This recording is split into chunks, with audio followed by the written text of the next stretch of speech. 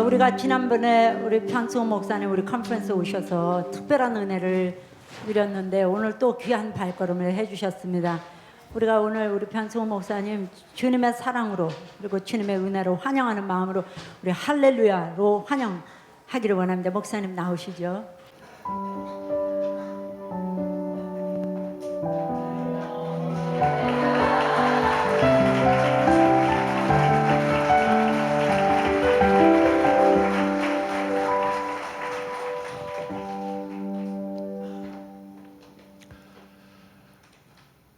제가 저희 교회에서는 설교하는 게 편한데 다른 데 가면 설교하는 게 좀 어렵습니다. 근데 여기는 오늘 오는데 뭐 우리 교회 오는 것 같았어요.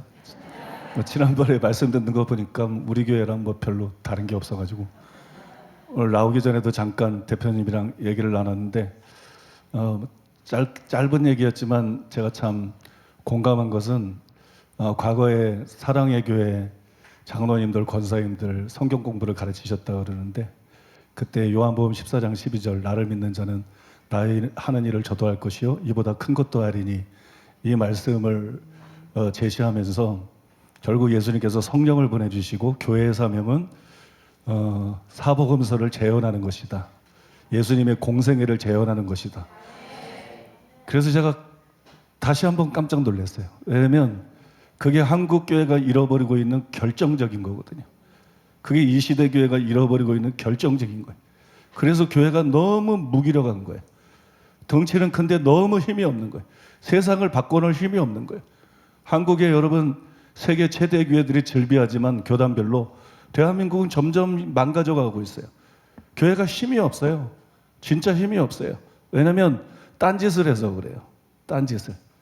예수님이 하신 일을 하고 그보다 큰 일을 하는 게 교회의 사명인데 그 사명 잃어버리고 그냥 성경만 자꾸 지적으로 가르치고 있어가지고 교회가 머리만 컸지 몸이 안 움직여요. 힘이 없어요. 바로 지난주에 제가 새해 첫 주 설교를 하면서 그때 말씀 두 가지 핵심을 말씀드렸는데 그 두 번째 것이 바로 방금 전에 대표님이 말씀한 그 내용이었어요. 그래서 확실히 이게 영적으로 하나다. 확실히 영적으로 하나다. 어떻게 저렇게 표현을 할까? 교회의 사명은 예수님의 공생애를 재현하는 것이다. 믿습니까? 예수님의 공생애를 재현해야 될 줄로 믿습니다. 오늘은 여러분들에게 두 번째 것은 아니고 지난주에 전했던 것이 첫 번째 것이 진리에 대한 거예요. 진리. 신앙 고백과 진리의 터 위에 교회가 세워져야지. 이게 제일 중요한 것입니다. 제일 중요한 것은 교회는 반드시 신앙 고백 위에 또 교회는 반드시 에베소서 2장 20절인데 그 신약 성경의 터 위에 교리에 안 돼요. 전통도 안 돼요. 뭐 철두철미하게 신약 성경, 철두철미하게 예수님 말씀, 철두철미하게 바울의 말씀, 베드로의 말씀, 요한의 말씀, 철두철미하게 성경 위에 서 있어야 교회가 진짜 건강하고 진짜 힘이 있습니다. 그것 중에서도 아주 제일 기본이 되는 것에 대해서 여러분들과 나누고자 합니다. 본문은 로마서 1장 16절입니다. 내가 복음을 부끄러워하지 아니하노니 이 복음은 모든 믿는 자에게 구원을 주시는 하나님의 능력이 됨이라. 이 본문을 가지고 말씀의 제목은 능력으로 관통되는 복음, 이런 제목으로 말씀을 전하겠습니다. 제가 시간이 없어서 기도도 생략하고 있어요. 일부러. 능력으로 관통되는 복음, 이런 제목으로 말씀을 전하겠습니다. 성경은 구속사를 다룬 책입니다. 그래서 우리가 성경에서 제일 먼저 알아야 될 것이 뭐냐면 구원론이에요. 디모데후서 3장 15절에 보면 바울이 그렇게 기록했습니다. 성경은 구원에 이르는 지혜가 있게 하느니라. 그렇게 나와 있어요. 아마 여러분들이 나는 복음에 대해서는 잘 아는데 또 구원론에 대해서는 내가 정통에 있는데 이렇게 생각하실 거예요. 그러나 정말로 그런지 제가 좀 의문입니다. 뭐 그렇지 않은 경우가 너무 많기 때문에 심지어는 목사님들이나 신학자 중에서도 복음을 진짜 모르는 분들이 너무 많은 게 지금 현실이기 때문에 오래전에 게리 웨스톤이 인도네시아에 선교를 하러 갔는데 성령께서 그에게 질문을 했어요. 너의 복음은 무엇이냐? 이렇게 질문했어요. 너의 복음은 무엇이냐? 게리 웨스톤이 아마 일반적으로 목사님들이나 성도님들이 대답하는 그런 대답을 했어요. 틀린 대답은 아닙니다. 하지만 성령님은 그 대답에 만족하지 않았어요. 그 다음에 성령님께서 그에게 이렇게 말씀했습니다. 복음은 단지 어떤 것에 대하여 말하는 것이 아니다. 복음은 곧 하나님의 능력이다. 복음은 곧 하나님의 능력이다. 바울이 한 말하고 똑같죠? 조금 전에 읽은 본문하고 똑같습니다. 만약에 평소에 성령님께서 여러분에게 오늘 이 말을 듣지 않은 상태에서 여러분들에게 복음이 뭐냐 이렇게 물으면 뭐라고 대답했을 것 같습니까? 아마도 여러분 중에 복음은 하나님의 능력입니다 이렇게 대답할 사람은 거의 없었을 거예요. 극히 소수일 것입니다. 목사님들 중에서도 신학자들 중에서도 과연 성령님이 물었을 때 복음이 뭐냐? 복음은 하나님의 능력입니다 이렇게 대답할 사람이 몇이나 되겠습니까? 그러면 왜 그런 대답이 안 나올까요? 그거는 복음을 알기는 아는데 피상적으로 알고 있다는 거예요. 복음을 관통하지 못했다는 거예요. 복음을 관통해서 정말 복음이 무엇인지 제대로 알지 못했다는 것이. 제가 구원론에 관심이 많기 때문에 초등학교 때부터 구원론을 연구를 했는데 수십 년 동안 구원론을 연구하면서 구원론을 정말 제대로 이해하게 됐을 때 알게 된 게 뭐냐? 복음은 하나님의 능력이다. 복음은 하나님의 능력으로 관통이 된다. 복음이라는 것은 하나님의 능력으로 관통이 된다. 성경이 뭐로 관통이 됩니까? 예수님의 피로 관통이 되죠. 성경이 예수님의 피로 관통이 되는 것처럼 복음이라고 하는 것은 하나님의 능력으로 관통이 됩니다. 이게 굉장히 중요한 것이기 때문에 오늘 여러분들에게 말씀을 드리겠습니다. 뭐 졸지도 않으시겠지만 졸아서도 안 돼요. 왜냐하면 제가 최대한 요약해서 말씀드리기 때문에 조금만 여러분의 생각을 놓아도 못 따라옵니다. 자세히 설명할 시간이 없기 때문에. 그래도 이 골격이라도 여러분들에게 분명히 보여드려야 되기 때문에 그래서 여러분 잘 따라와 주시기를 바랍니다. 첫째로 따라해 보겠습니다. 왜 복음은 능력이어야 하는가? 복음은 이신칭의의 교리입니다. 그런데 칭의의 교리를 알기 전에 반드시 먼저 알아야 될 것이 있어요. 로마서 2장 6절에서 11절에 나와 있습니다. 하나님께서 각 사람에게 그 행한 대로 보응하시되 참고 선을 행하여 영광과 존귀와 썩지 아니함을 구하는 자에게는 영생으로 하시고 오직 당을 지어 진리를 따르지 아니하고 불의를 따르는 자들에게는 진노와 분노로 하시리라. 악을 행하는 각 사람의 영에는 환난과 공고가 있으리니 먼저는 유대인에게요 그리고 헬라인에게며 선을 행하는 각 사람에게는 영광과 존귀와 평강이 있으리니 먼저는 유대인에게요 그리고 헬라인에게라. 이는 하나님께서 외모로 사람을 취하지 아니하심이니라. 여러분 이 구절에 대해서 권영경 교수님이 이런 말을 했어요. 바울의 구원론 및 칭의론을 올바르게 이해하는데 이 구절이 갖는 중요성은 아무리 강조해도 지나치지가 않다. 이게 여러분 결정적으로 중요한 지적이에요. 칭의를 이해하려고 그러면 십자가로 시작하면 안 돼요. 칭의를 이해하려고 그러면 다른 어떤 것으로 시작해도 안 돼요. 칭의를 제대로 이해하려고 그러면 이 구절부터 시작을 해야 돼요. 여기 나와 있는 게 뭐냐? 행위 심판입니다. 행위 심판의 원리가 여기 나와 있어요. 인간의 행위가 최후 심판의 기준이 된다는 것이. 인간의 행위가 최후 심판의 기준이 된다. 여러분 행위 심판이라고 하는 것은 명백한 성경적인 진리입니다. 뭐 많은 걸 제시할 수 있지만 하나만 제시해도 충분할 것 같습니다. 존 스토트라는 유명한 신학자 여러분 잘 아실 거예요. 존 스토트가 행위 심판에 대해서 이렇게 말했습니다. 우리의 행위에 의해서 심판받음. 신약 성경 전체는 이것을 가르친다. 그 죄인들은 그리스도를 믿음으로 인해서만 의롭다함을 받을 수 있지만 행위에 의해 심판을 받을 것이라는 점이다. 이것은 모순된 말이 아니다. 사랑의 선한 행위만이 우리의 믿음을 보여주는 유일한 공개적 증거이기 때문이다. 예수님에 대한 우리의 믿음은 마음속에 은밀히 감추어진 것이다. 그 믿음이 진정한 것이라면 선행으로 눈에 보이게 나타날 것이다. 심판날은 공개적인 날이 될 것이므로 공개적인 증거, 즉 동정심을 보이는 행동으로 우리의 믿음의 결과를 제시할 필요가 있을 것이다. 예수님도 여러 번 이것을 가르치셨다. 인자가 아버지의 영광으로 그 천사들과 함께 오리니 그때 각 사람의 행한 대로 갚으리라. 이게 행위 심판이에요. 참고로 행위 심판과 행위 구원은 다릅니다. 행위 구원을 주장하는 것은 비성경적인 것이, 행위 구원을 주장하면 무조건 이단입니다. 율법의 행위로 구원을 받을 수 있다. 선행으로 구원받을 수 있다. 이건 무조건 100% 이단입니다. 그러나 행위 심판을 주장하는 것은 성경적인 것이고 정통 중에 정통이라는 것을 아셔야 돼요. 행위 심판을 주장하는 것은 모든 믿는 자가 아니고 진짜 믿는 자, 참된 믿음을 가진 사람만 구원을 받는다. 참된 믿음을 가진 사람만 천국에 들어간다. 이거 말씀하는 거기 때문에 이것은 여러분 성경적인 것입니다. 행위 심판은 칭의에 대한 설명의 기틀이에요. 칭의를 설명할 때 반드시 행위 심판에서 시작을 해야 돼. 이 기초 위에서 설명하지 않으면 칭의의 교리가 망가집니다. 나아가서 행위 심판이라고 하는 것은 복음의 한 부분입니다.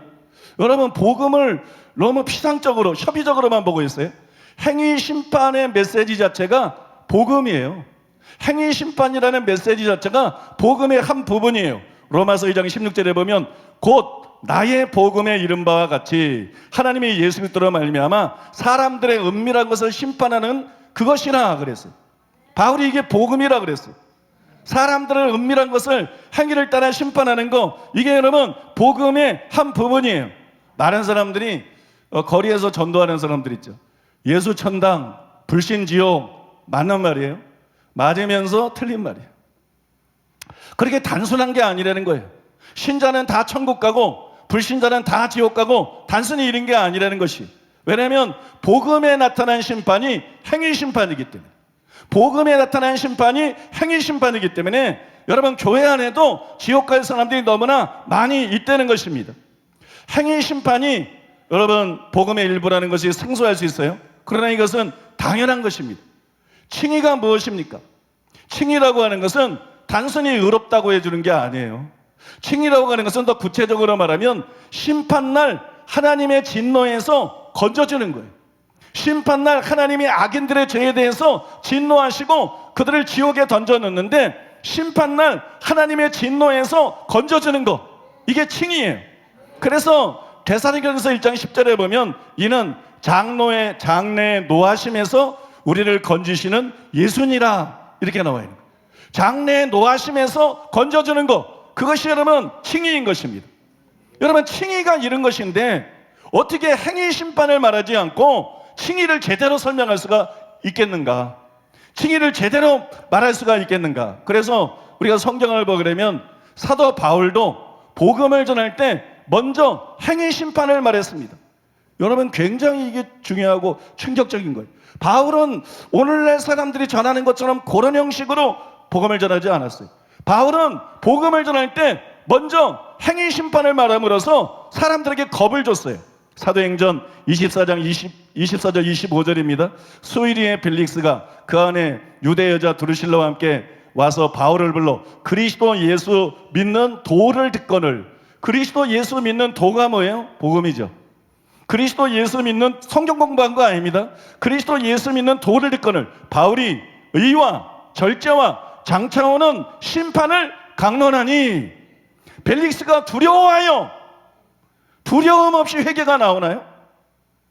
두려움 없이 자기 중심을 벗어나서 예수님을 정말 주님으로 모셔드릴까요? 두려워하여. 여러분 바울은 행위 심판을 필두로 해서 복음을 전했어요.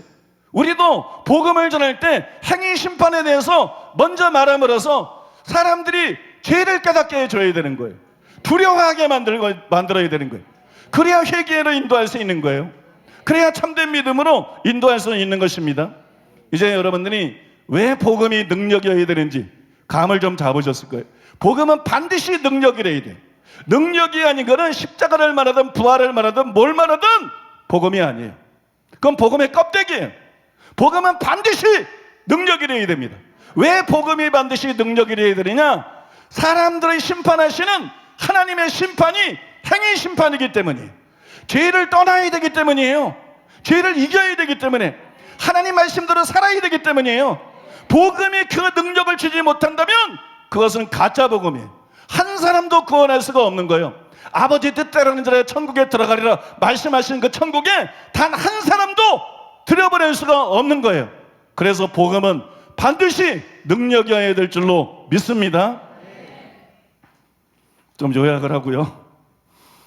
제가 애니성교회 왔기 때문에 팁을 하나 드리겠는데, 애니성교회는 회개를 강조합니다. 그죠? 회개를 강조해요.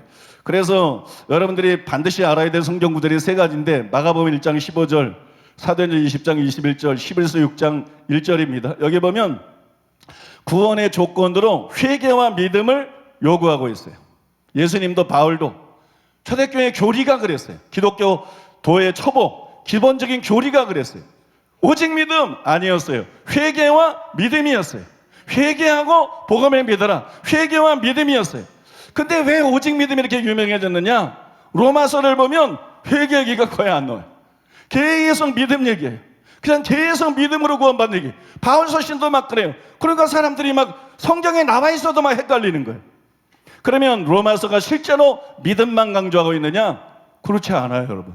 실제로는 그렇지 않습니다. 그 증거로 행위 심판을 기록한 말씀 바로 전해보면 로마서 2장 4절 5절에 보면 이렇게 나와 있습니다.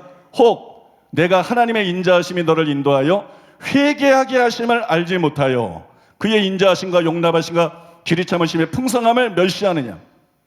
다만 내 고직하 회개치 아니한 마음을 따라 진노의 날 곧 하나님의 의로우신 판단이 나타나는 그날의 진노를 내게 쌓는도다. 이 말 진노를 내게 쌓는도다. 아까 칭의가 뭐라 그랬어요? 심판날 하나님의 진노에서 우리를 건져주는 거예요. 근데 회개하자면 어떻게 해요? 그날 하나님의 진노가 너에게 임한다 그랬어요. 그날이 너에게 심판의 날이 된다고 말했어요. 여러분 아셔야 돼요. 그러니까 회개가 없이는 칭의를 받을 수 없어요. 회개가 없이는 의롭다함을 받을 수 없어요.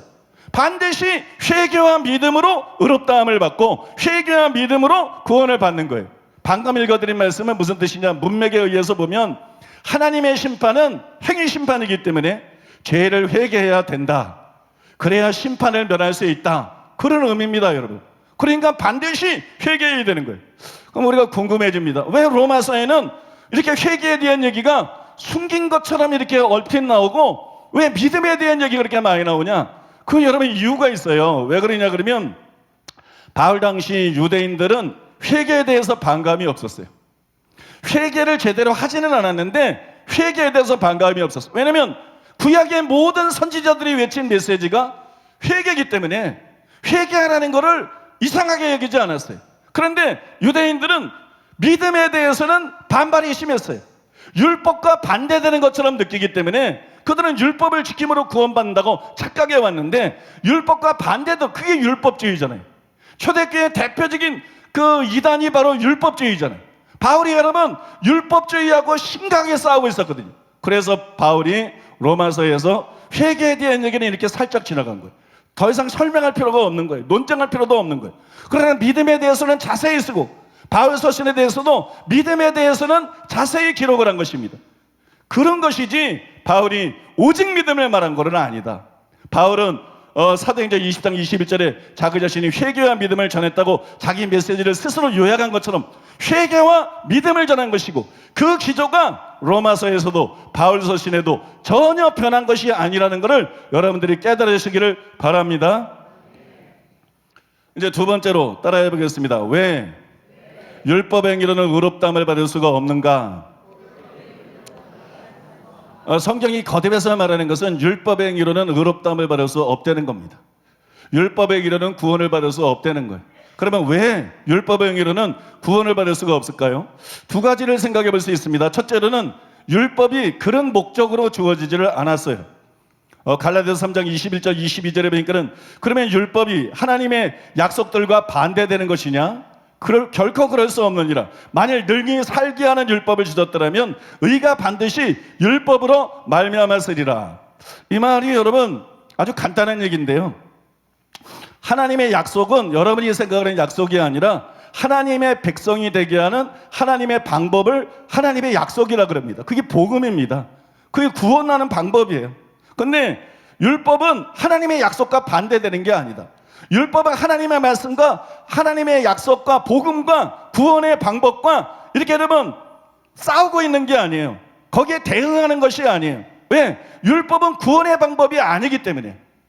율법은 구원의 방법으로 주어지지 않았기 때문에 여러분 율법은 하나님의 약속과 반대되는 것이 아닙니다. 즉 율법은 구원의 방법으로 주어지지 않았어요. 그러면 율법이 왜 주어졌을까요? 여러분, 율법이 왜 주어졌을까요?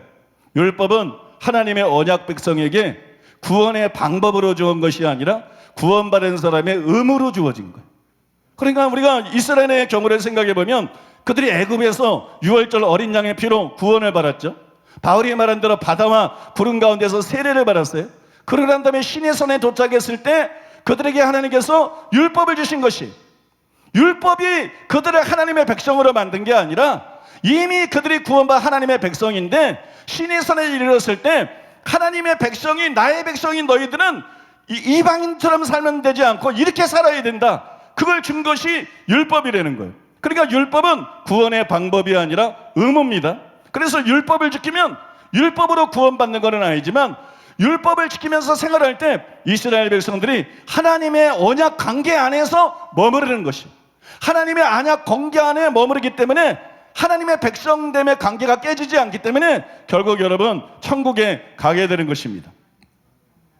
이거는 여러분 신약시대 때도 마찬가지라는 것이에요. 원리는 다 똑같은 것이에요. 물론 여러분 신약시대 때에는 구약의 율법 지키는 것하고 다르고 성령을 통해서 우리가 하나님의 말씀대로 살게 되는 것이지만 율법이 지켜진다는 의미에서는 여러분 그 구조가 똑같은 것이에요. 여기서 굉장히 중요한 거라는 말씀드리겠는데요. 많은 학자들이 착각하고 있는 게 있어요. 성경의 몇몇 구절을 인용하면서 뭐라 하냐면 율법은 지키라고 주신 것이 아니다. 율법은 단순히 죄를 깨달으라고 주신 것이다. 율법은 죄를 더하게 하게 주신 것이나 이게 널리 주장이 퍼져 있어요. 여러분 그 말을 읽을 때 마음이 편합니까? 그게 상식적인 말입니까? 그게 성경의 일부를 봐서 그래요. 그거는 여러분 진리가 아니에요. 그거는 여러분 진리가 아닙니다. 율법은 죄를 깨닫게 하라고 주었을 뿐만이 아니라 율법은 분명히 또한 여러분 신약이나 구약이나 지키라고 주신 것이에요. 지키라고. 즉 말씀대로 살라고 주신 것이에요. 그래서 이 주장은 바른 것이 아니에요. 율법이 구원의 방도가 아니다. 이거를 증거할 때 그런 말을 하는 것은 올바릅니다. 율법의 행위로 의롭다함을 얻을 육체가 없기 때문에 율법은 지키라고 준 게 아니야. 너 이거 지켜서 구원받으라고 준 거 아니야. 율법은 죄를 깨달으라고 주신 것이야. 율법은 죄를 오히려 더 드러나게 만들게 주신 것이야. 이게 맞아요. 그러나 이거를 독립적으로 무조건 진리를 만들어 보면 구약의 유대인들은 뭐예요? 하나님이 율법 주시고 지키라 그랬지 그러면 지키지 못한다 그랬어요? 그리고 율법을 지킨 하나님을 경외하는 수많은 사람들이 나오고 의인들도 나오잖아요. 그죠? 의인들도 나오잖아요. 그래서 여러분 율법이 구원의 방도가 아니다. 이걸 설명할 때는 이게 바른 주장이지만 구원받은 사람의 의무를 설명할 때 이걸 설명하면 말이 안 되는 거예요. 그러면 회개는 뭐라고 하려는 거야? 그러면 믿음에 어떻게 행함이 따른다는 거야? 행함이 하나님 말씀 지키는 거 아니면 행함이 뭐예요? 그러니까 여러분 이게 학자들이 한 면만 봐서 그런 거예요. 오늘 여기 목사님들이 와 계셨으면 이 말이 무슨 말인지 금방 이해가 되실 거예요. 그리고 여러분 속에서 정리가 분명하게 되실 거예요. 아무튼 율법은 구원의 방법이 아니라 언약의 의무로 주어진 것이.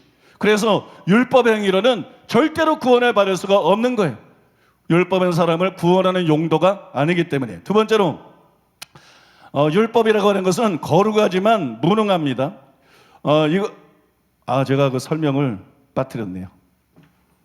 따로 갖고 왔는데 조금 전 부분에 대해서 그건 넘어가겠습니다. 시간이. 율법은 거룩하지만 무능하다. 여러분 타락한 인류에게 필요한 것은 말이 아니에요. 타락한 인류에게 필요한 것은 능력입니다. 능력. 죄를 이길 수 있는 능력. 하나님 말씀대로 살 수 있는 능력. 경건의 능력이라고 말하는 바로 그 능력. 여러분 우리에게 필요한 것은 말이 아니라, 우리에게 필요한 건 종교가 아니라, 교리가 아니라 우리에게 전신이 필요한 것은 능력이에요. 그런데 율법은 그 힘을 갖고 있지 않습니다. 그래서 율법의 행위로 의롭다함을 받을 수가 없는 거예요. 로마 3장 20절에 율법으로는 죄를 깨달음이니라. 이건 율법의 무능을 보여주는 거예요. 율법은 죄를 깨닫게 할 수는 있어도 죄를 이기게 할 수 없다는 것이, 죄를 극복하게 할 수 없다는 것이, 이것이 율법의 한계라는 것입니다. 권영경 교수님은 절묘하게 율법을 착하지만 수영을 못하는 친구에 비유를 했어요. 어떤 사람이 물에 빠져서 막 이제 죽어갑니다. 허우적거리며 죽어갑니다. 그 여러분 물가에는 자기 친한 친구가 서 있어요. 이 친한 친구는 아주 좋은 친구인데 문제는 뭐냐? 수영을 못해요. 수용을 못하니까 자기 친구가 죽는 거를 보고 건지고 싶은데 살리고 싶은데 구출할 수가 없어요. 율법이 그런 친구라는 거예요. 율법은 의롭고 율법은 선하고 율법은 거룩하지만 율법에는 힘이 없어요. 율법은 요구만 할 뿐이지 율법에는 능력이 없어요. 죄를 이기게 해주시는 능력이 없어요. 하나님 말씀대로 살게 해주시는 능력이 없어요. 그래서 율법의 행위로는 단 한 사람도 의롭다함을 받을 수가 없고 율법의 행위로는 단 한 사람도 구원을 받을 수가 없는 것입니다. 이제 네 번째로 한번 따라해 보겠습니다. 왜 오직 믿음으로만 의롭다함을 받을 수가 있는가? 조나단 에드워드가 기독교 중심이라는 책에서 왜 우리가 믿음으로 의롭다함을 받는가 아주 잘 설명해 놨는데, 믿음이 우리를 그리스도와 연합시키기 때문이다. 믿음이 우리를 그리스도와 연합시켜서 예수님의 죽음이 나의 죽음이 되고 예수님의 부활이 나의 부활이기 때문에 믿음으로 의롭다함을 받는 것이다. 제대로 지적을 했습니다. 또 여러분, 유명한 전도자 찰스 피니는 이와는 조금 다른 면을 지적을 했는데 굉장히 중요한 지적을 했습니다. 이렇게 말했습니다. 칭의를 믿음으로 받게 되는 이유가 무엇입니까? 그것은 믿음의 본질과 효과 때문입니다. 믿음의 본질과 효과 때문. 믿음은 칭의의 수단으로 정해졌습니다. 왜냐하면 믿음은 성화를 이루는 자연스러운 수단이기 때문입니다. 믿음으로 왜 의롭다함을 받느냐? 믿음이 아니면 거룩해질 수가 없어요. 믿음이 아니면 사람이 바뀌질 않아요. 믿음이 아니면 변화가 안 돼요. 그래서 여러분, 하나님께서 믿음으로 사람을 구원받도록 하신 것이, 아무 생각도 없이 믿는 사람들이 얼마나 많은지 몰라요. 교회 안에 아무 생각이 없어. 그런 사람들은 믿음을 뭐라고 생각하냐면 믿음이 단지 제사함을 주는 건지 알아요. 믿음이 단순히 우리에게 하나님 자녀가 되는 권세쯤이나 주는 건지 알아요. 물론 그런 것도 줍니다. 근데 그렇지 않아요. 단순히 그렇지 않아요. 성경에 의하면 믿음은 사람의 마음을 깨끗하게 합니다. 사도행전 15장 9절에 기록되어 있어요. 믿음은 사람을 거룩하게 합니다. 사도행전 26장 18절입니다. 믿음은 하나님께 순종하게 만듭니다. 로마서 1장 5절입니다. 믿음은 율법을 굳게 세웁니다. 로마서 3장 31절인데 이 말의 의미는 율법을 굳게 지키게 된다. 율법을 굳게 지키게 된다. 그것이에요. 그 다음에 믿음은 하나님을 기쁘게 해드리는 삶을 가능케 합니다. 히브리서 11장 5절과 6절이에요. 그 다음에 하나 더 소개하면 믿음은 요한일서 5장 4절과 5절에 보면 세상을 이기게 만듭니다. 육신의 정욕을 이기게 만든다는 거예요. 안목의 정욕을 이기게 만든다는 거예요. 이생의 자랑을 이기게 만든다는 것이, 그것이 여러분 믿음의 역할이에요. 난 믿으니까 재용서 받아, 난 믿으니까 하나님의 자는 권세를 받아, 이런 것만 있는 거 아니에요. 이게 함께 오거나 아무것도 안 오거나 둘 중에 하나예요. 진짜 믿으면 그 마음이 청결해지고, 진짜 믿으면 거룩해지고, 진짜 믿으면 순종하게 되고, 진짜 믿으면 율법을 지키게 되고, 진짜 믿으면 하나님을 기쁘시게 하고, 진짜 믿으면 세상을 이기고 세상 사람들과 구별된 삶을 살게 되는 것입니다. 그러면 왜 믿으면 이런 놀라운 변화가 일어나느냐? 두 가지 이유가 있는데요. 하나는 믿음은 예수님을 인공과 구주로 모셔드리는 것이기 때문에, 믿음은 자기 주인이 바뀌는 거예요. 그러니까 삶도 바뀌는 것이. 그러면 두 번째로 왜 그러냐면 믿음은 성령을 선물로 주시기 때문입니다. 그냥 내가 믿습니다 하고 가만히 있는 게 아니에요. 내가 믿습니다, 난 예수님이 나의 주인입니다, 이제 내가 그 말씀대로 살겠습니다, 노력하는 거, 이건 세상 종교지, 이건 기독교는 그런 종교가 아니에요. 믿으면 성령이 오십니다. 믿으면 성령이 오시고 성령으로 거듭나게 되고, 믿습니까? 성령으로 하나님 말씀대로 살시게 되는 거예요. 갈라디아서 3장 2절 5절입니다. 내가 너희에게서 다만 이것을 알려하노니 너희가 성령을 받은 것이 율법의 행위로냐 혹은 듣고 믿음으로냐. 너희에게 성령을 주시고 너희 가운데서 능력을 행하시는 이의 일이 율법의 행위에서냐 혹은 듣고 믿음에서냐. 믿음이라는 거예요. 성령을 받는 건 믿음으로 받는 거예요. 믿습니까? 우리는 성령을 통해서만 죄를 이길 수 있습니다. 우리는 성령을 통해서만 말씀대로 살 수 있습니다. 근데 율법은 성령을 주지 못해요. 율법은 어떻게 살려는 것만 그렇게 주지 성령을 주지 못해요. 근데 믿음은 성령을 줍니다. 그래서 여러분, 율법의 기로는 절대로 의롭다함 받을 수가 없고 믿음으로만 의롭다함을 받을 수가 있는 것이에요. 그래서 하나님께서 믿음을 구원받는 수단으로 정하신 것입니다. 이 진리는 예수님이 십자가를 왜 지셨나, 예수님이 십자가를 지신 목적을 우리가 알게 되면 더 선명해집니다. 더 확실해집니다. 갈라디아서 3장 13절 14절입니다. 그리스도께서 우리를 위하여 저주를 받은 바 되사 율법의 저주에서 우리를 속량하셨으니 기록된 바 나무에 달린 자마다 저주 아래 있는 자라 하였습니다. 이는 그리스도 예수 안에서 아브라함의 복이 이방인에게 미치게 하고 또 우리로 하여금 믿음으로 말미암아 성령의 약속을 받게 하려 함이라. 예수님이 나무에 달렸어요. 예수님이 십자가를 지셨습니다. 예수님이 십자가를 지신 이유는 여기 보니까 목적이 두 가지입니다. 먼저 예수님은 아브라함의 복을 주시기 위해서 십자가를 지셨다고 바울이 말했어요. 아브라함의 복이 이방인들에도 미치게 하기 위해서. 아브라함의 복이 뭡니까? 시간 관계상 눈으로 여러분이 8절 9절을 보시기 바랍니다. 갈라디아서 3장 8절 9절을 보면 거기 의라는 단어하고 복이라는 단어하고 같은 의미로 사용된 것을 볼 수가 있어요. 아브라함의 복은 뭐냐? 물질 축복을 말하는 것이 아니고 이 본문에서 바울이 말하고 있는 아브라함의 복은 칭의를 말하는 것입니다. 의롭다함을 말하는 것이. 예수님이 왜 십자가 지셨느냐? 복 받으라고 십자가 진 거 아니에요. 예수님이 십자가를 진 것은 칭의를 위해서, 사람들을 의롭다 하고 구원하기 위해서. 그래서 여러분, 십자가를 지신 것이에요. 다음으로 예수님이 왜 십자가를 지셨느냐? 예수님은 성령을 주시기 위해서 십자가를 지신 것이에요. 그게 바울이 성령의 약속을 받게 하려 함이라 그렇게 말한 거예요. 하나님이 약속하신 성령을 저와 여러분들이 받을 수 있게 만들기 위해서. 그래서 예수님께서 십자가를 지신 것입니다. 여러분, 요한복음 7장 39절도 같은 뜻이에요. 아직 영광을 예수께서 얻지 못하셨기 때문에 성령이 그들에게 계시지 않았다. 영광은 십자가의 죽음을 말하는 거예요. 예수님이 십자가에서 죽어야 성령이 우리에게 오시는 거예요. 성령이 여러분에 거할 수가 있는 거예요. 그래서 여러분, 찰스 하지는 굉장히 중요한 말을 했는데, 성령께서 보내심을 받는 것은, 성령께서 보내심을 받은 것은 그리스도의 구속 역사 때문이다. 성령의 감화와 임재는 그리스도의 죽으심에 의해서 확보되는 위대한 복이다. 소리 좀 키워주면 좋겠어요. 뭐 자꾸 줄어드는 것 같기도 하고.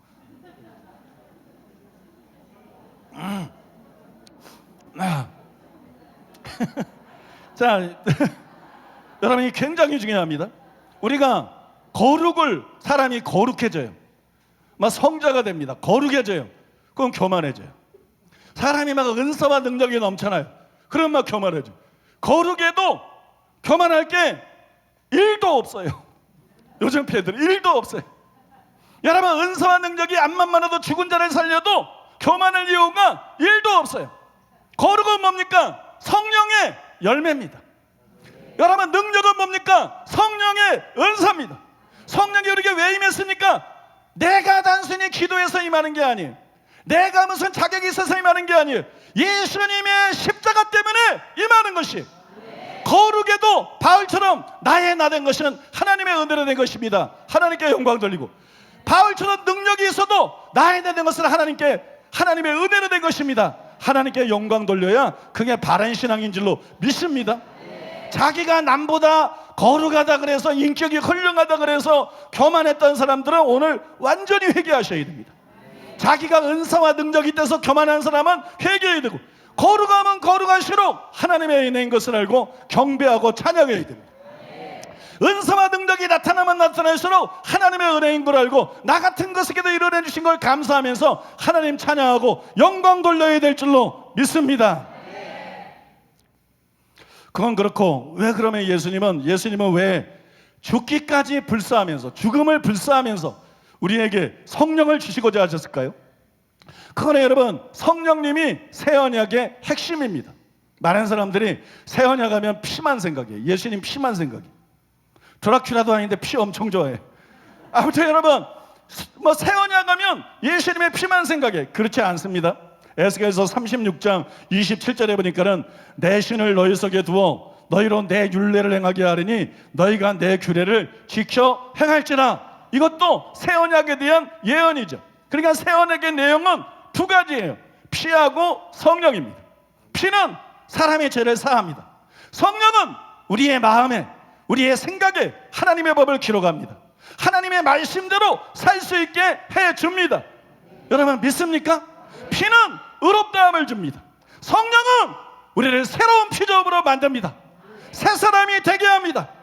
여러분 이것이 새 언약이에요. 이것이 옛 언약과 다른 새 언약. 이것이 여러분 바로 복음의 핵심이라는 것이, 이것이 바로 여러분 구원이라는 것이. 결국 예수님은 성령을 통해서 거듭나게 해서 말씀대로 사는 진짜 하나님의 백성들, 진짜 하나님의 자녀들을 만들기 위해서 십자가를 지신 것입니다. 그래서 바울이 디도서 2장 14절에서 이렇게 기록을 했습니다. 그가 우리를 대신하여 자신을 주심은, 십자가를 지심은 모든 불법에서 우리를 속량하시고 우리를 깨끗하게 하사 선한 일을 열심히 하는 자기 백성이 되게 하려 하심이라. 여러분 믿습니까? 우리는 반드시 이런 사람이 돼야 돼. 교회 왔다 갔다 하는 사람 되면 안 돼. 장로, 권사, 목사, 전도사 다 소용없어요. 우리는 반드시 이 말씀처럼 되어야 됩니다. 믿습니까? 선한 일을 열심히 하는 하나님의 진짜 백성이 되어야 됩니다. 그러면 어떻게 이렇게 될 수 있느냐? 율법 행위로 안 돼요. 인간의 노력으로 안 됩니다. 이게 단순히 기도로 되는 게 아니에요. 오직 믿음으로 되는 것입니다. 오직 믿음으로 되는 것이에요. 그러면 믿어도 나는 안 되던데. 여러분이 성경대로 안 믿어서 그래. 성경이 요구하는 믿음을 갖지 않고 가르침을 제대로 받지 못해서 성경이 요구하는 믿음을 갖지 않고 어떤 종교적인 믿음을 가져서 그래요. 진짜 믿음을 가지면 이렇게 변화가 됩니다. 믿습니까? 이런 사람이 될 줄로 믿습니다. 성경에서 믿음을 제일 잘 설명한 것이 어디냐? 로마서 4장입니다. 로마서 4장 17절에서 22절에 보면 믿음을 이렇게 설명합니다. 기록된 바 내가 너를 많은 민족의 조상으로 세웠다 하신과 같으니 그가 믿은 바 하나님은 죽은 자를 살리시며 없는 것을 있는 것 같이 부르시는 신이라. 아브라함이 바랄 수 없는 중에 바라고 믿었으니 이는 네 후손이 이 같으리라 하신 말씀대로 많은 민족의 조상이 되게 하려 하심이라. 그가 백사나 되어 믿음이 약하여지지 않고 쭉 넘어가서 마지막 구절에 보면 그러므로 그것이 그에게 의로 여겨졌느니라. 여러분 우리가 이 말씀을 읽을 때 기적을 받는 믿음에 대해서 기록한 거로 착각하기 쉬워요. 근데 지금 바울이 칭의를 말하다가 갑자기 기적을 일으키는 믿음을 말하는 게 아니에요. 의롭다함을 받는 믿음에 대해서 아브라함의 믿음을 예로 들어서 지금 설명하고 있는 것입니다. 아브라함의 믿음은 의롭다함을 받는 믿음입니다. 그럼 아브라함이 뭘 믿었느냐? 하나님의 약속을 믿었어요. 로마서 4장 18절 인용은 안 하겠습니다. 하나님의 약속을 믿었어요. 하나님은 아브라함에게 나타나셔서 밤하늘의 별들을 보여주셨어요. 그 다음에 내 자손이 이와 같으리라 약속하셨습니다. 내 자손이 이와 같으리라 약속하셨어요. 아브라함은 그 약속을 굳게 믿었습니다. 그랬더니 하나님께서 창세기 15장 6절에 보니까는 그의 믿음을 의로 여겨주셨더라. 그가 의롭다함을 받았더라. 구원은 이렇게 되는 거예요. 하나님의 약속을 믿는 거예요. 하나님의 약속, 새 언약이 아까 두 개 말했잖아요. 피, 성령, 이 두 개를 믿는 거예요. 그러면 의롭다함을 받는 거예요. 믿습니까? 구원은 하나님의 약속을 믿는 거예요. 근데 아브라함이 하나님의 약속을 믿었는데, 그래서 그 믿음은 의롭다함을 받았는데, 하나님의 약속을 믿으려고 그러면 하나님의 존재를 믿는 거 가지고 안 돼요. 하나님의 선하심을 믿는 거 가지고 안 돼요. 하나님의 거룩함을 믿는 거 가지고 안 돼요. 하나님의 능력을 믿어야 됩니다.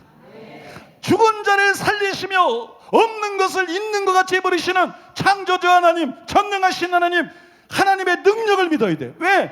아브라함의 몸은 죽은 것 같기 때문에, 사라의 몸도 죽은 것 같기 때문에, 불가능한 약속이기 때문에 이 약속을 믿으려고 그러면 하나님의 존재나 성품이 아니라 하나님의 능력을 믿어야 되는 것입니다. 여러분 이해가 되십니까? 그래서 아브라함, 우리도 마찬가지예요. 여러분 아브라함은 몸이 죽은 것 같았어요. 인류는 죄 때문에 영이 죽어 있어요. 그래서 앞만 발버둥쳐도 죄를 이길 수가 없고 말씀대로 살 수가 없어요. 아브라함의 몸이 살아나야 됐던 것처럼 우리는 더 심각해요. 죽은 영이 살아나야 돼요. 믿습니까? 그러니까 내 죽은 영을 살리시는 하나님, 죄를 지을 수밖에 없는 하나님 말씀대로 살 수 없는 나를 살려줘서 하나님의 생명이 내 속에 들어오고 하나님의 성품이 내 속에 들어와서 나를 바꿔놓으시는 하나님의 능력을 믿어야 되는 거예요. 아브라함이 단순히 하나님의 존재를 믿은 것이 아니라 하나님의 능력, 죽은 자를 다시 살리시는 능력, 없는 것을 있는 것 같이 부르시는 하나님의 능력, 이 하나님의 능력을 믿었던 것처럼 복음을 믿어도 예수님은 하나님의 아들이야, 예수님은 메시아야, 예수님이 내 죄를 져서 십자가를 지셔서 예수님이 3일 만에 부활하셔서 암만 믿어도 아무 일도 안 일어나. 이거는 복음의 조항들입니다. 복음의 내용들입니다. 이 복음을 통해서 하나님께서 우리에게 계시하고자 하는 게 있어요. 그 피로 너희들은 의롭다함을 받을 수 있고, 그 예수님의 죽음 때문에 성령이 너에게 임하시게 돼 있고, 성령의 능력으로 너는 새 사람이 될 수 있다. 이거를 믿어야 되는 거예요. 믿습니까? 이게 복음의 내용, 새 언약의 내용, 이것이에요.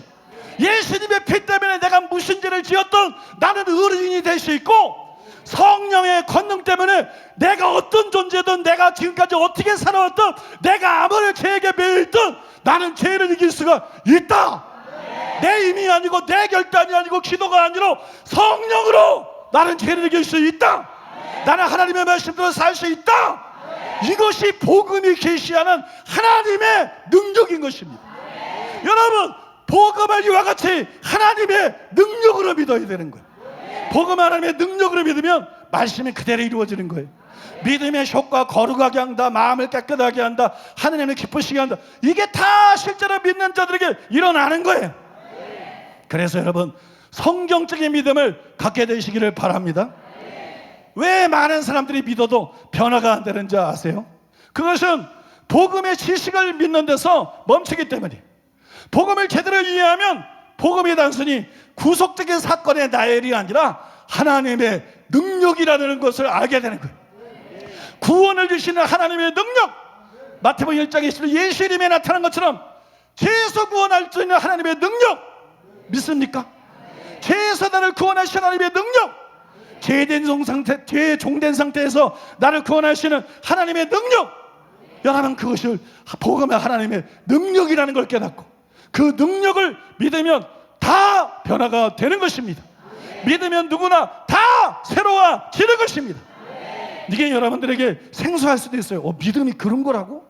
난 처음 들어. 왜 성경에 나오는데 처음 들까요? 로마 사상에 다 나와 있는 거잖아. 복음이 하나님의 능력이라고 바울이 계시했잖아. 성경에 다 나와 있는데 내가 말과 지혜 아름다운 것을 복음을 전하지 않고 성령의 능력과 나타남으로 부르자면 너희 믿음이 사람의 지혜에 있지 않고 하나님의 능력에 있게 하려 하였노라. 하나님의 능력에 기초해서 하나님의 능력을 믿게 하려고 바울은 복음을 전한다고 그랬는데 왜 이게 생소해요? 복음에 대한 설명을 제대로 듣지 못해서 그런 것이.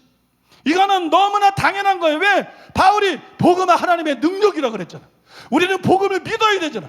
그러니까 하나님의 능력을 믿어야 되는 건 당연한 거 아니겠어요? 여러분, 복음의 어떤 지적인 내용만 믿지 말고 구속적인 사건만, 역사적인 사실로 믿지 말고 그래봤자 아무 일도 안 일어나요. 그래서 우리가 수많은 기독교인들이 개판인 걸 보는 것이고 수많은 목사들까지도 개판인 걸 보는 것입니다.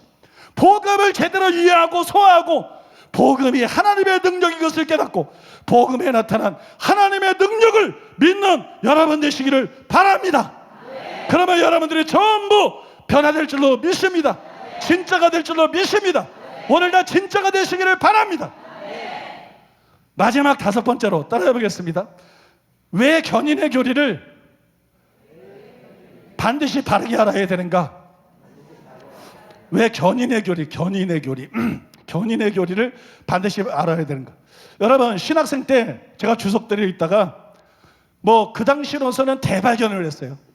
제가 신학생 때 그 당시 저로서는 대발견을 했는데 구원의 3가지 시제가 있다, 그거예요. 에베소 2장 8절에 보면 믿음으로 말미암아 구원을 받았으니 과거형이에요. 칭의입니다. 칭의 혹은 중생입니다. 그 다음에 빌립보서 1장 12절에 보면 너희 구원을 이루라, 현재형입니다. 이건 성화입니다. 그 다음에 디모데후서 4장 18절에 보면 천국에 들어가시도록 구원하시리니, 다 구원이라는 말을 썼는데 이거는 영화입니다. 칭의, 중생, 이것만 구원이라고 부르고 있는 거 아니에요. 성화도 성경은 구원이라고 말하고 있는 거예요. 영화도 성경은 구원이라고 말하고 있는 거예요. 구원은 마치 사다리를 오르는 것 같은 것이에요. 칭의에서 시작해서 성화, 영화로 나가는 것이에요. 천국은 그렇게 가는 것이에요. 여러분 믿습니까? 그래서 이걸 제대로 알면 여러분 칭의만 강조할 수 없는 거예요. 성화를 강조해야 되는 거예요. 회개를 강조해야 되는 거고 성화를 강조할 수밖에 없는 거예요. 그런데 5년 전에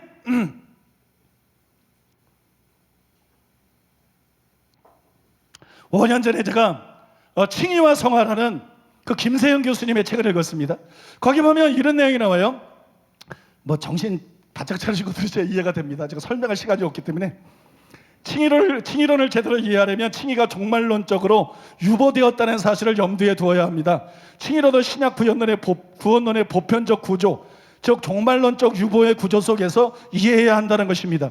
그리스도의 죽음과 부활로 구원이 이미 이루어졌습니다. 그러나 그것은 그의 재림 때 완성될 것입니다. 그러므로 우리가 그리스도를 믿음으로 구원을 벌써 받았습니다. 그러나 그것은 구원의 완성은 아직 받지 못하고 그의 재림 때에야 받게 될 것입니다. 이것이 신약 종말론의 보편적 구도입니다. 칭의론도 그 구도 속에서 이해해야 됩니다. 칭의가 다른 구원의 주제들과 마찬가지로 이미와 아직의 구도라는 거예요. 그러니까 칭의의 시작인 칭의만 칭의가 아니다. 구원의 시작인 칭의만 칭의가 아니라 구원의 완성의 영화도 칭의라는 거예요. 영화가 칭의라고? 칭의예요. 그래서 성경 어디 나와? 나와요. 성경을 똑바로 안 봤을 뿐이지. 여러분 로마서 2장 13절에 보면 율법을 듣는 자가 율법을 행하는 자라 의롭다함을 받는다. 문맥을 보면 믿을 때 받는 칭의를 말하는 게 아니에요. 심판 속에서 의롭다함 받는 것을 칭의라고 말하고 있는 거예요. 또 갈라디아서 5장 5절에 보면 역시 칭의를 말하는데 의의 소망이라고 말합니다. 의의 열매가 의의 선물이 있고 로마서 5장에 이게 칭의예요. 그 다음에 빌립보서 1장에 보면 의의 열매가 있고 이게 성화예요. 그 다음에 갈라디아서 5장 5절에 보면 의의 소망이 있어요. 이게 영화예요. 그러니까 여러분 칭의를 통해서 구원론 전체를 설명할 수가 있다는 거예요. 여기 좀 더 많은 설명이 필요하지만 생략하겠습니다. 그럼에도 불구하고 많은 사람들이 아직도 구원의 서정으로 구원을 이해합니다. 즉 칭의, 성화, 영화 이런 식으로 이해를 해요. 그래서 로마서를 강의할 때 루터처럼 로마서 3장 후반부터 5장까지를 칭의를 기록한 것이라고 보고 로마서 6장에서 8장 전반부를 성화를 기록한 거라고 보고 로마서 8장 후반부는 영화를 설명한 것이라고 보는 것이에요. 그러나 여러분 김세인 교수가 말하는 그 구조에 의하면 로마서 3장에서 로마서 8장까지가 다 칭의에 대한 말씀이라는 것입니다. 다 칭의에 대한 말씀이고 다 구원론이라는 거예요. 이게 왜 중요하냐? 많은 사람들이 로마서 3장에서 5장이 칭의를 말하고 있고 그것만이 복음이라고 생각하는 거예요. 6장부터는 성화니까 이거 복음이 아니라고 생각해. 그래서 구원론을 조직신학적으로 배울 때는 칭의, 성화, 영화 이게 다 구원이라는 걸 알고 있는데 실제로 복음을 전하거나 실제로 복음을 설명하고 가르칠 때는 칭의만 구원론으로 설명하고 칭의만 받으면 구원받은 거고 천국 갈 것처럼 생각하고 성화가 구원론이라는 걸 말 안 하고 자꾸 성화는 상급이니 자꾸 성화는 성장이니 이게 장꼬대 같은 소리를 하고 있다. 그러니까 성화의 중요성을 암만 강조해도 목사 마음에도 그게 심각하게 안 와닿는 거예요. 괜찮다고 생각하니까 신자들 마음에 안 와닿는 거예요. 그래서 아버지 뜻대로는 자만 하는 천국에 들어가는데 수많은 영혼들이 교회 안에서 위험에 처하는 거예요. 교회 안에서 이런 잘못된 가르침 때문에 지옥 갈 수 있는 그런 여러분 심각한 위험에 처하는 거예요. 행함이 실종이 되기 때문이에요. 그래서 여러분 구원론을 이렇게 포괄적으로 이해하는 것이 굉장히 중요한 줄로 믿습니다. 구원과 칭의를 좁게 보지 말고 성경 말씀을 통해서 계시된 대로 이렇게 넓게 보면 단순히 구원받은 것이 아니라 성화가 중요해진다는 거예요. 칭의도 억시로 중요하지만 그에 못지않게 성화도 중요하고 예수 믿는 것도 엄청 중요하지만 말씀대로 사는 것도 엄청 중요하고, 믿습니까? 그래서 여러분 하나님 말씀대로 거룩하게 살려고 몸부림치게 된다는 것이. 그런데 우리가 제대로 성화가 되려면 견인의 교리를 바르게 알아야 되는 거예요. 성경대로 견인의 교리를 바르게 알지 않으면 여러분 거룩에 대한 원동력을 상실하는 거예요. 여기에 대해서 김세인 교수님이 이렇게 말했어요.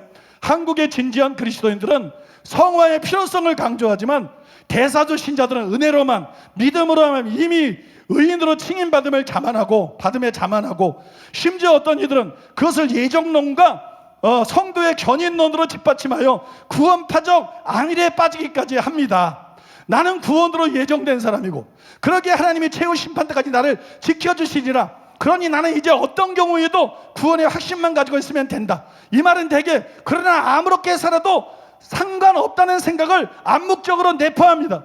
구원파 사람들은 이러한 생각이 복음의 진리라고 확신을 가지고 담대히 주장하는 모양입니다. 그러나 구원파를 이단이라고 말하는 많은 정통 목사들도 사실상 이렇게 가르치는데 그들은 좀 더 슬그머니 가르친다는 차이만 있습니다. 이단이 교회 안에 스며들었다는 거예요. 이단 사설이 너무나 많은 목사들을 장악했다는 거예요.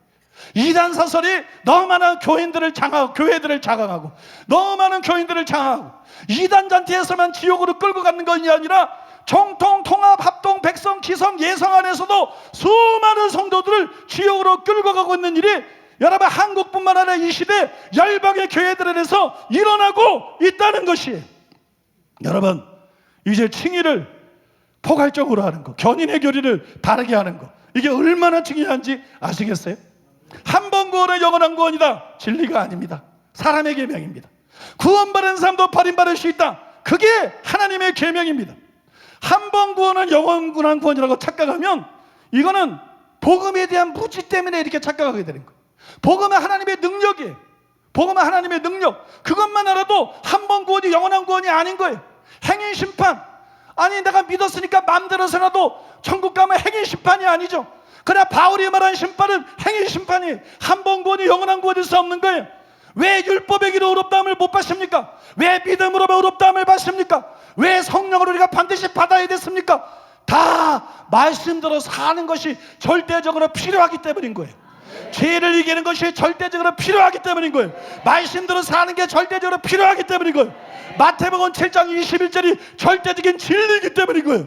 한 번 구원은 영원한 구원, 이거는 잘못된 교리입니다. 여러분 이거는 진리가 아닙니다. 성경적인 진리가 아닙니다. 여러분 이런 비욕에서 속히 깨어나는 여러분들 되시기를 바랍니다. 이제 결론을 말씀드리겠습니다. 아무리 빨리 달려도 방향이 다르면 소용이 없어요. 고린도서 9장 26절이죠. 내가 다름질하기를 향방 없는 것 같이 아니하고 속도보다 훨씬 더 중요한 것이 방향입니다. 그런데 칭의의 진리는 우리에게 바른 방향을 가르쳐주는 영적인 나침반입니다. 칭의는 임의와 아직의 구조로 되어 있습니다. 임의와 아직의 구조로 되어 있는데 이 중에 임의의 칭의만 알면 방향을 잃어버리기가 쉽다는 것이, 아직의 칭의까지 알아야 바른 방향을 잡을 수가 있다는 것이. 제가 단도직입적으로 물어보면 여러분의 목표가 무엇입니까? 여러분의 목표가 무엇이? 목회자 여러분, 여러분의 목표는 무엇입니까? 성도 여러분, 여러분의 인생의 목표는 무엇입니까? 저의 목표를 말씀드리죠. 저의 목표는 큰 교회를 세우는 게 아닙니다. 저의 목표는 민족 복음화도 세계 선교도 아닙니다. 저의 목표는 궁극적인 구원을 받는 것입니다. 그것이 여러분 성경에 보니까 바울의 목표였어요.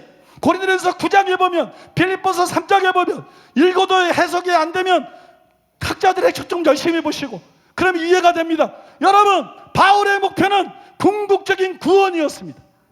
우리는 나그네입니다. 나그네의 목표가 뭡니까? 본향으로 가는 것입니다. 우리는 궁극적인 구원을 목표로 삼고 살아가야 돼요. 근데 목회자가 방향을 잃어버렸어요. 그때 수많은 성도들이 방향을 잃어버렸어요. 큰 교회 세우고 총회장 되고 한계 총장 되고 이딴 것들이 목표가 돼버렸어요. 자기 영혼을 잃어버리고 있어요. 초대형 교회 목사들이 자기 영혼을 잃어버리고 있습니다. 총회장들이 자기 영혼을 잃어버리고 있습니다. 장로들이, 권사들이, 유명한 기독교인들이 방향을 잃었어요. 자기 영혼을 잃어버렸어요. 방향을 잃어버리면 목표를 바르게 설정할 수가 없고, 목표가 바르지 않은데 난 열심히 목회, 저 위에서 뭐 열심히 하겠지. 불신자도 하니까 난 열심히 신앙생활해, 저 위에서 열심히 하겠지. 그러나 회개는 안 하고, 그러나 말씀대로 순종은 안 하고, 그러나 거룩은 추구하지 안 하고, 그러나 이기심을 버리고 정말 주님을 사랑하지는 않고 목표를 잃어버렸기 때문에 이 사람이 열심히 해도 어디에 도착할지 모른다는 거예요. 어디에 갈지 모른다는 것입니다. 지옥에 갈 수도 있다는 말을 하고 있는 것입니다. 목사들이 지옥에 갈 수도 있다는 말을 하고 있는 겁니다. 장로와 권사와 여러분이 얼마든지 지옥에 갈 수도 있다는 말을 하고 있는 겁니다. 그래서 오늘 말씀을 통해서 진리를 제대로 이해하고, 구원을 제대로 하고, 견인의 교리를 제대로 하고, 하나님의 능력으로 간통되는, 왜 바울이 복음을 하나님의 능력이라 했는가? 이 복음은 모든 믿는 자에게 구원을 주시는 하나님의 능력이다. 이건 능력이다. 이건 말이 아니다. 이건 지식이 아니다. 이건 신조나 교리가 아니다. 이건 능력이다. 이건 널 변화시키시는 능력이다. 이건 네 죽은 영을 살리시는 능력이다. 여러분, 복음 진리를 제대로 하여 바울처럼 표대를 바르게 져가는 거예요. 그래서 썩은 목사, 썩은 성도가 되는 것이 아니라 여러분 점점 거룩해지고 점점 순수해지고 천국을 놓치지 않고 온천하를 이뤄도 자기 목숨 잃으면 무슨 소용이 있어요? 초대형 교회가 무슨 소용입니까? 돈 많이 벌고 성공이 다 무슨 소용입니까? 천국 못 받고 지옥 가면 다 무슨 소용입니까? 오늘 말씀을 통해서 여러분들이 방향을 바로잡게 되기를 축복합니다. 목표를 재설정하게 되기를 축복합니다. 여러분 천하보다 귀한 여러분 영혼들이 잃어버리지 않게 되기를 축복합니다. 여러분 모두 천국에서 만날 수 있기를 축복합니다. 우리 주여 삼창하고 잠깐 통성으로 기도하겠습니다. 주여, 주여, 주여.